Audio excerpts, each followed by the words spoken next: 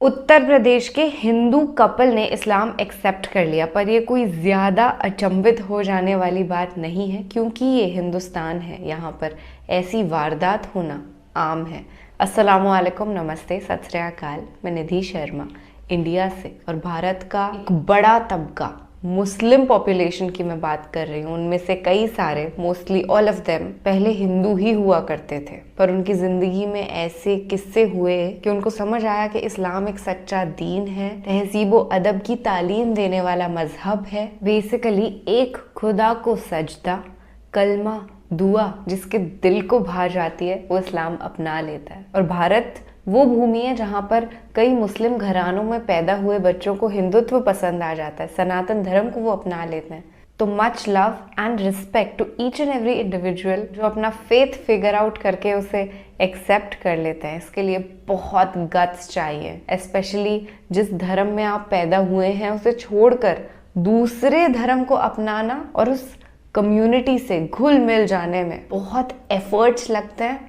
And incredible man. तो ये उत्तर प्रदेश के जो मियाँ बीवी हैं, इनकी कहानी सुनने के हम बेहद इच्छुक हैं। पर उससे पहले मैं आपको थोड़ा मेरा फैमिली बैकग्राउंड बता देती हूँ। मैं राजस्थान में पैदा हुई, आया मैं राजस्थानी, और मेरी पूरा परिवार उत्तर प्रदेश से ही बिलोंग करता है। तो this makes me even more interested in listening this beautiful story of couple getting converted. तो बिना किसी देरी के एक बार हम कहानी सुनते हैं, उसके बाद हम हमारी तफसीली गुफ्तगू को जारी रखेंगे। और हस्बुनल्लाह व निअमल वकील, हमारे फ़लस्तीनी भाई बहनों के लिए दुआ रोज़ाना करनी है। उनको मत भूलिएगा, वो किबलाए अव्वल है और हमें दुआ करना उनके लिए अनिवार्य है, नहीं तो हम अल्लाह ताला को क्या मुंह दिखाएंगे। बिस्मिल्लाहिर्रहमानिर्रहीम। अस्सलाम वालेकुम दोस्तों, उम्मीद है आप सब खैरियत से होंगे। अल्लाह आप सबको ऐसे ही खुश रखे।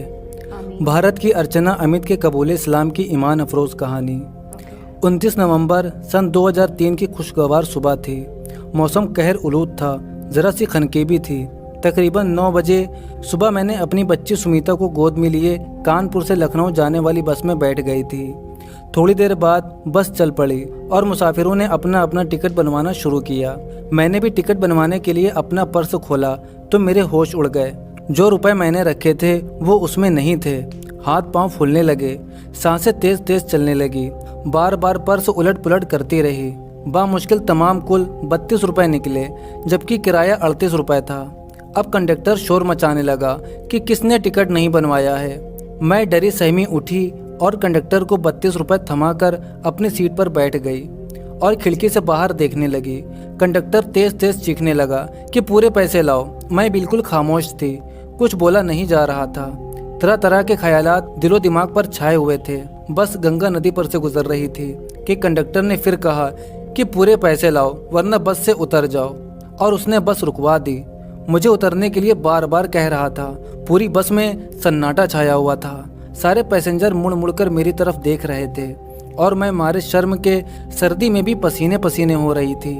इतने में एक साहब जो काली शेरवानी ज़ेबतन किए हुए थे, ड्राइवर के पीछे वाली सीट पर बैठे अखबार पढ़ रहे थे। उन्होंने कंडक्टर से पूछा, क्या बात है? उसने जवाब दिया, अरे ये मैडम पूरे पैसे नहीं दे रही हैं और उतर भी नहीं रही हैं। उन्होंने अचोटती नज़र से मेरी तरफ देखा और फिर कंडक्टर से पूछा, कितने रुपए कम हैं? उसने बताया 6 रुपए कम हैं। उस साहब ने 10 रुपए का नोट देते हुए कहा कि इसमें से ले लो, और फिर बस चल पड़ी।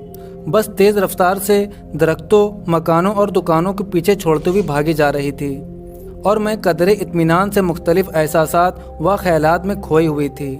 सोचा कि उन भले आदमी का शुक्रिया अदा कर लूं।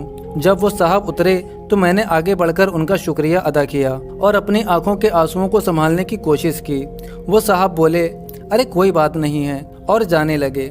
फिर अचानक मुड़कर पूछा, क्या बात हुई थी? उनका ये सवाल गालिबन इसलिए था कि मैं देखने में खुशहाल लग रही थी। बेहतरीन लिबास और जेवरात पहन रखे थे। मैंने बताया कि भाई साहब, घर से निकली तो ख्याल था कि पर्स में रुपए हैं, मगर मालूम नहीं क्या हुआ। उन्होंने कहा कि ऐसा हो जाता है, आपको जाना कहाँ है? मैंने बताया कि हुसैनगंज में रहती हूँ, पैदल चली जाऊँगी। उन्होंने कहा कि बच्चे गोद में हैं, बैग भी वजनी मालूम होता है, जो वाकई वजनी था। आप ये रुपए ले लीजिए और रिक्शा से चली जाएं। और 20 रुपए का नोट मेरी तरफ बढ़ाया। मैंने पहले माजरत की, मगर उन्होंने ज़बरदस्ती मुझे 2 नोट थमा दिए और चले गए। उनके जाने के बाद मैंने रिक्शा लिया और अपने घर पहुंच गई, लेकिन दिल में एक ऐसा नक्श बैठ चुका था कि अब कभी मिट नहीं सकता था। शाम को अपने शौहर अमित कुमार को पूरी दास्तान सुनाई। वो भी बहुत मुतासिर हुए और कहने लगे कि उनका नाम, पता और फ़ोन नंबर वगैरह ले लिया होता। मुझे भी बड़ा अफसोस हुआ कि यकीनन नाम पता मालूम कर लेना चाहिए था, मगर सही बात यह है कि उस वक़्त मेरी अकल गुम हो गई थी। अब दिन रात बार बार यही बात सोचती और दिल चाहता कि काश ऐसे भले इंसान से फिर से मुलाकात हो। कई दिन गुजर गए। मैं और मेरे शौहर अक्सर तज़किरा करते और याद करते, राह चलते नजरें उन्हें तलाश करती। बहुत से ऐसे अफराद जब शेरवानी, टोपी और दाढ़ी में दिखाई देते तो अमित कहते, इनमें से पहचानो, मगर अब वो कहाँ मिलते। तकरीबन 3 माह बाद एक रोज़ हम दोनों मार्केटिंग करते हुए कचहरी रोड अमीनाबाद से गुजर रहे थे कि अचानक मेरी नज़र एक साहब पर पड़ी जो कुर्ता पजामा में थे। देखते ही दिल ने कहा कि ये तो वही साहब हैं। जब तक मैं फैसला करती और अमित को बताती, वो हम लोगों के करीब से गुजरकर आगे निकल गए। मैंने अमित से कहा कि शायद वही साहब हैं। अमित लपके और उनको रोका। मैं भी करीब पहुंची तो यकीन हो गया कि ये वही साहब हैं जिनको हम तलाश करना चाहते थे। हमने उनको नमस्ते किया। वो हैरत से हम लोगों को देख रहे थे। मैंने कहा, आपने मुझे पहचाना? उन्होंने कहा, माफ़ कीजिएगा, मैं तो नहीं पहचान सका। मुझे अंदर से तकलीफ सी महसूस हुई कि जिस शख्स की शक्ल व सूरत गुज़िश्ता 3-4 माह से दिलो दिमाग में बसी हुई थी, वो मुझे पहचान नहीं रहा। अमित ने कहा, सोचिए और पहचानिए। उन्होंने कहा कि नहीं, बिल्कुल याद नहीं है, बराए करम कुछ बताएं। मैंने कहा कि 3-4 माह पहले कानपुर से आते हुए बस में मुलाकात हुई थी और आपने मेरी मदद की थी। वो हंसने लगे और बोले, आइए चाय पीते हैं, और ये कहकर करीब के एक होटल में बैठ गए। हम लोग उनसे मिलने के लिए बेकरार थे, इसलिए फ़ौरन उनकी पेशकश कबूल कर ली। अब सबसे पहले तो हम लोगों ने उनका शुक्रिया अदा किया, अपनी मजबूरी बयान की और अपनी कैफियत बयान करते रहे। वो बार बार यही कहते कि भाई छोड़िए इन सब बातों को, कोई ऐसी बात तो थी नहीं कि आप लोग इस कदर याद करते रहें। अमित ने डायरी निकाली और कहा, जनाब अपना इस्म ग्रामी और फ़ोन नंबर वगैरह लिख दीजिए। उन्होंने नाम, फ़ोन और पता लिखाया और अमित का पता नंबर वगैरह एक कागज़ पर लिख लिया। मालूम हुआ कि जनाब सराय मीर आजमगढ़ के रहने वाले हैं। अमित ने मेरे कहने पर गुजारिश की कि चाय के पैसे हमें देने दीजिए। वो किसी तरह आमादा नहीं हो रहे थे। मैंने कहा, डॉक्टर साहब मुझे बड़ी खुशी होगी कि चाय के पैसे मैं दूं। वो खामोश हो गए और अमित ने पैसे दे दिए। अब मैंने आहिस्ता से कहा कि डॉक्टर साहब एक बात कहूँ, आप कुछ महसूस ना कीजिएगा, ये 26 रुपये बराए करम रख लीजिए। वो कदरे बुलंद आवाज़ में बोले, भाई जी क्या बात कर रहे हैं? अगर ये पहली और आखिरी मुलाकात है तो कोई बात नहीं, वरना ऐसी बातें ना कीजिए। मगर अमित ने ज़बरदस्ती 26 रुपये उनकी जेब में उनके मना करने के बावजूद रख दिए। अब मैंने कहा, डॉक्टर साहब कभी मेरे घर तशरीफ़ लाएं? उन्होंने कहा, हरगिज़ नहीं, मैं कभी नहीं आऊँगा। 2 बातें आप लोगों ने ज़बरदस्ती मनवा ली। मेरी शर्त है कि पहले आप लोग मेरे घर आएँ। थोड़ी तकरार के बाद हम लोगों ने वादा कर लिया कि जल्द ही हम ज़रूर आएंगे, और फिर हम रुखसत हो गए। अगले ही इतवार को अमित ने कहा, चलो डॉक्टर साहब के घर चलें। फ़ोन किया, उन्होंने कहा तशरीफ़ लाएं, मैं इंतज़ार कर रहा हूँ। हस्बे वादा शाम को हम चले गए। यकीन कीजिए, ज़िंदगी में पहली बार ऐसा महसूस हो रहा था कि मेरा कोई भाई है और मैं अपने भाई के घर जा रही हूँ। मेरा कोई हकीकी भाई या बहन नहीं है। माँ बाप का भी काफ़ी पहले इंतकाल हो चुका था। अब जो अजीज़ भी हैं वो ससुराली रिश्तेदार हैं। हम पहुँचे तो डॉक्टर साहब अपने ऑफिस के बाहर इंतज़ार कर रहे थे। बड़ी मोहब्बत से मिले और फ़ौरन घर में ले गए, बैठाया और किचन में अपनी अहलिया आज़मी से मुलाकात कराई, जो मेरी ही उम्र की हैं या 1-2 साल छोटी होंगी। उनसे मिलकर मुझे बड़ी खुशी हुई। बड़ी हंसमुख, मिलनसार और सलीकेमंद हैं। ज़ियाफ़त का अच्छा खासा एहतमाम किया था। चाय के दौरान में ही मैंने कहा, डॉक्टर साहब अगर आप इजाज़त दें और कोई हर्ज ना हो तो रोटी मैं पका दूं, इसलिए कि बच्चा रो रहा है और भाभी परेशान हैं। उन्होंने कहा, भाभी से पूछ लो, आप अपने ही घर में हैं। उनकी इस बात से मुझे हद दर्जा खुशी हुई। मैंने बहुत कहा कि खाना पकाने में मदद करूं, मगर भाभी ने कहा, अभी नहीं, जब दोबारा आइएगा तो खाना पकाइएगा। इस दौरान में मैं तो भाभी से बातें करती रही और डॉक्टर साहब अमित को बहुत सी किताबें दिखाते रहे। अमित किताबों के दीवाने हैं। तकरीबन 2-2.5 घंटे बाद जब हम चलने को तैयार हुए तो अमित ने 10 किताबें ले ली थीं।